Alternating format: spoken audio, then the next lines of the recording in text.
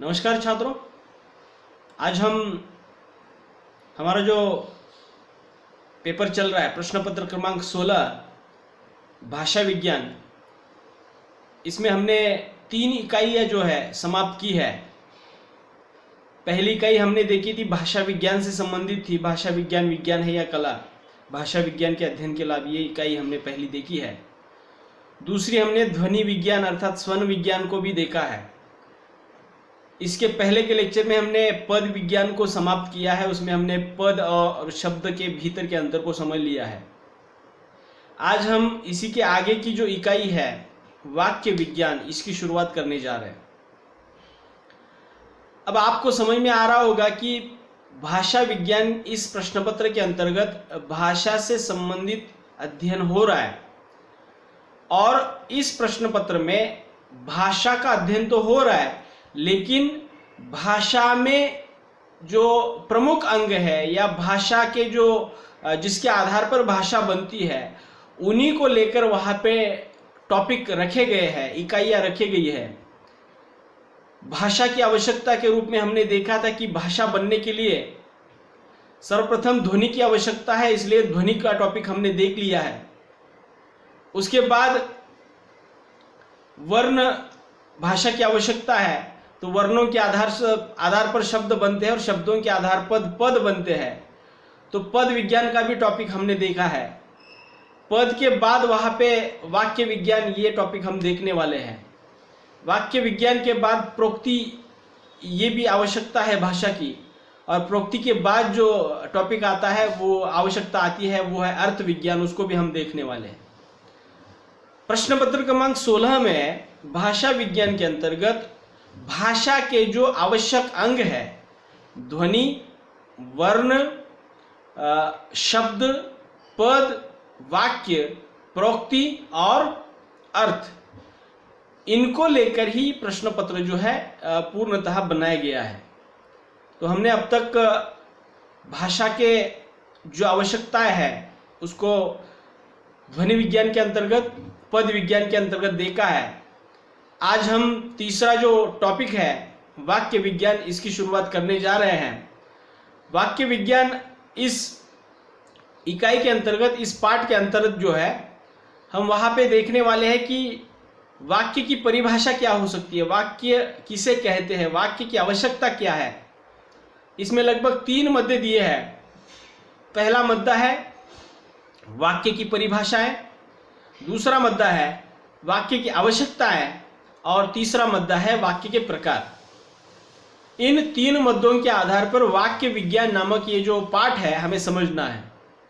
सबसे पहले हमें ये समझना है कि वाक्य विज्ञान है क्या, इसको वाक्य विज्ञान क्यों कहा जाए, भाषा में वाक्य की क्या महत्ता है और वह वाक्य कितने महत्वपूर्ण है, भाषा में शब्द महत्वपूर्ण है या वाक्य महत्वपूर्ण है। ये सभी बातें जो है हम इस टॉपिक के भीतर देखने वाले हैं।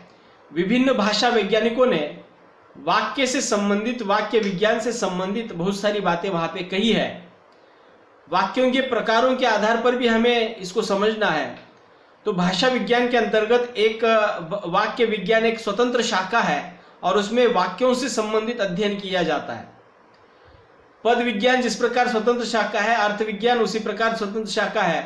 तो भाषा विज्ञान की ये अपनी अपनी शाखा है, अपने अपने संकल्पनाओं को लेकर वहाँ पे काम कर रही है। तो भाषा में महत्वपूर्ण होने वाला, इसको हमने ये भी देखा था कि भाषा की संपूर्ण इकाई के रूप में वाक्य को हमने देखा था। अर्थात भाषा का प्रयोग वाक्यों के माध्यम से किया जाता है। जब तक वाक्य में प्रयोग नहीं होगा तब तक भाषा में क्या कहा जा रहा है सामने नहीं आएगा। इसलिए वाक्य विज्ञान जो है ये टॉपिक हमारे लिए महत्वपूर्ण है, क्योंकि पूरे भाषा का प्रयोग या पूरे भाषा का प्रचलन जो है वाक्यों के माध्यम से चलता है, इसलिए इसको हमें समझना जरूरी है। और वाक्य कैसे बनाए जाते हैं, वाक्य की आवश्यकता क्या है, वाक्य के अंग कौन कौन से हैं। भले ही इसमें 3 ही मुद्दे दिए हैं, लेकिन हम उसको थोड़ा सा और अधिक की जानकारी के रूप में विस्तार से देखने वाले हैं, जिसमें हमें इस टॉपिक को, इस मुद्दे को जो है संपूर्ण रूप में समझना है। तो देखिए ये वाक्य विज्ञान नामक जो पाठ है इसकी हम आज शुरुआत करने जा रहे हैं। विद्वानों के द्वारा इसके संदर्भ में बहुत सारी बातें कही गई है।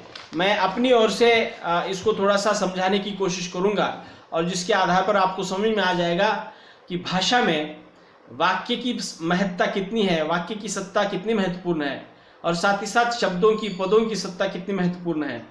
तो वाक्य विज्ञान में क्या क्या पढ़ना है इसको थोड़ा सा आपके सामने रख देता हूं। देखिए, भाषा असल में है क्या? भाषा विचार है, भाव भावनाएं हैं, सूचनाएं हैं, जानकारी है, ये सभी भाषा के अंतर्गत आने वाली बातें हैं।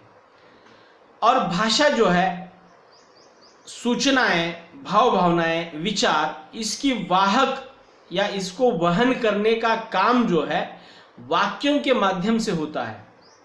मतलब किसी व्यक्ति के दिमाग में जो भी विचार उभरते हैं वह विचार दूसरों तक पहुंचाने के लिए हमें वाक्यों का सहारा लेना पड़ता है।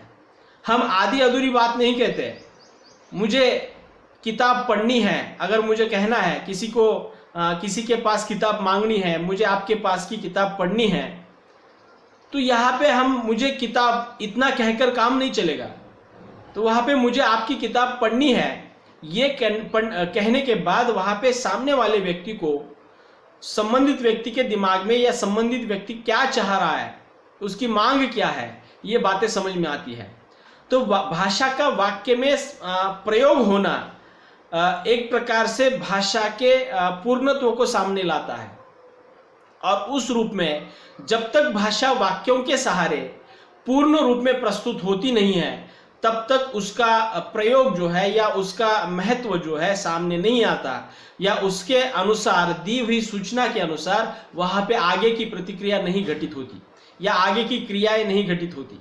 इसलिए भाषा में वाक्य की महत्ता बहुत महत्वपूर्ण है। और हम देखते हैं कि भाषा में भाव भावनाएं हैं, विचार है, सूचनाएं हैं, जानकारी है, ये सभी बातें केवल और केवल वाक्यों के माध्यम से ही दूसरों तक पहुंचती है। और इसलिए भाषा विज्ञान में वाक्य विज्ञान को एक स्वतंत्र महत्व दिया जाता है। अतः भाषा विज्ञान में वाक्य एक महत्वपूर्ण शाखा के रूप में वहां पे काम करता है, या वाक्य विज्ञान एक महत्वपूर्ण शाखा के रूप में काम कर रही है। इसके अंतर्गत, वाक्य विज्ञान के अंतर्गत जो है, वाक्य की रचना कैसे होती है, वाक्य रचना के लिए क्या क्या आवश्यक है, वाक्य क्या है, वाक्य किसे कहेंगे, या वाक्य कैसे बनता है, इसका भी अध्ययन होता है। उसके साथ साथ वाक्यों के प्रकार कितने हैं, प्रकार बने हैं तो कैसे बने हैं, उसके पीछे क्या आधार है, उसके बाद वाक्य के अंग कौन कौन से हैं, ऐसे कौन से अंग हैं जिसके बदौलत वहां पे वाक्य तैयार हो जाता है। इसके साथ साथ वाक्य की आवश्यकताएं कौन कौन सी है जिसके बिना वाक्य तैयार ही नहीं हो सकता। तो ये सभी बातें जो है, इन सभी प्रश्नों के उत्तर जो है वहां पे वाक्य विज्ञान के अंतर्गत हमें मिलते हैं। वाक्य विज्ञान के अंतर्गत क्या क्या प्रश्न ढूंढे जाते हैं, उसके जवाब ढूंढे जाते हैं। फिर से एक बार दोहराता हूं, वाक्य की रचना कैसे होती है, ये पहली बात। दूसरा, वाक्य क्या है, ये दूसरी बात। उसके बाद वाक्य के प्रकार कौन कौन से हैं, वाक्य के अंग कौन कौन से हैं, वाक्य की आवश्यकताएं क्या क्या है। अर्थात ये सभी प्रश्नों के उत्तर, इन सभी प्रश्नों के उत्तर जो है वाक्य विज्ञान के अंतर्गत यहाँ पे मिलते हैं। और इन सभी उत्तरों की छानबीन जो है, इन सभी प्रश्नों का विश्लेषण जो है वैज्ञानिक धरातल पर वहां पे अध्ययन करने के कारण इसको वाक्य विज्ञान कहा जाता है। इस वाक्य के आगे विज्ञान शब्द जुड़ा है, उसका मतलब यह है कि विज्ञान की कसौटी के आधार पर इन वाक्यों के संबंध में जो भी कुछ बातें हैं उनको जांचा जाता है, उसका अध्ययन किया जाता है। इसलिए ये वाक्य विज्ञान शाखा जो है एक साइंटिफिक शाखा है, या वाक्य निर्माण की प्रक्रिया में विज्ञान के धरातल पर किस प्रकार यहाँ पे बातें चलती है या उसका विश्लेषण किया जाता है, ये सभी बातें वाक्य विज्ञान के अंतर्गत वहां पे कही गई है। भाषा के संदर्भ में अगर विचार किया जाए तो ये दो बातें वहां पे आ जाती है कि भाषा में वाक्य महत्वपूर्ण है या पद महत्वपूर्ण है, या पद के अलावा शब्द महत्वपूर्ण है। अब ये थोड़ा सा भाषा विज्ञान के क्षेत्र में एक विवाद का मुद्दा है, और इस विवाद को जो है एक गुरु और शिष्य के रूप में दो व्यक्ति ऐसे थे, जिसमें कुमारिल भट्ट नामक गुरु थे और उनके शिष्य जो है प्रभाकर गुरु नामक शिष्य थे। इन दोनों के विचारों से, इन दोनों के तात्विक विवेचन से यहाँ पे वो बातें सामने आ गई है कि भाषा में वाक्य महत्वपूर्ण है या पद महत्वपूर्ण है। तो ये सभी बातें वाक्य विज्ञान के संदर्भ में देखना जरूरी है।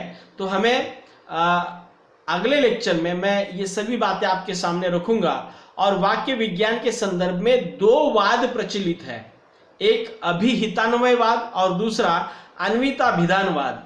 अभिहितान्वयवाद कुमारिल भट्ट के द्वारा उसके बारे में उनका तात्विक विवेचन है, और अन्विताभिधानवाद उसमें प्रभाकर गुरु के द्वारा उन्होंने अपना चिंतन उसमें प्रस्तुत किया है।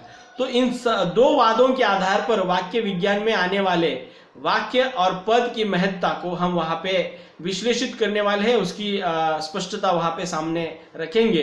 तो वाक्य विज्ञान में आपने समझा होगा कि इसमें क्या क्या देखना है, वाक्य कैसे बनता है, वाक्य की रचना कैसे होती है, वाक्य के प्रकार कितने हैं, वाक्य के अंग कौन कौन से हैं, वाक्य की आवश्यकताएं कौन कौन सी है, आदि सभी बातों का वैज्ञानिक विवेचन जो है वाक्य विज्ञान के अंतर्गत वहां पे आ जाता है।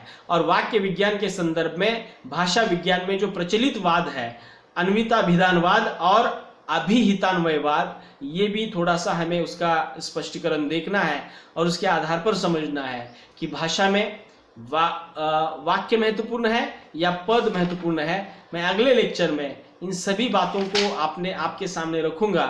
और हमारे पाठ्यक्रम में दिए हुए जो आगे के मुद्दे हैं, वाक्य की परिभाषाएं क्या है, वाक्य के प्रकार कौन से हैं और वाक्य की आवश्यकताएं क्या क्या है, ये सभी बातें पाठ्यक्रम के अनुसार हम आगे देखने वाले हैं। मुझे लगता है कि ये टॉपिक भी पद विज्ञान के जैसा ही आसान टॉपिक है, इसमें कठिन कुछ भी नहीं है।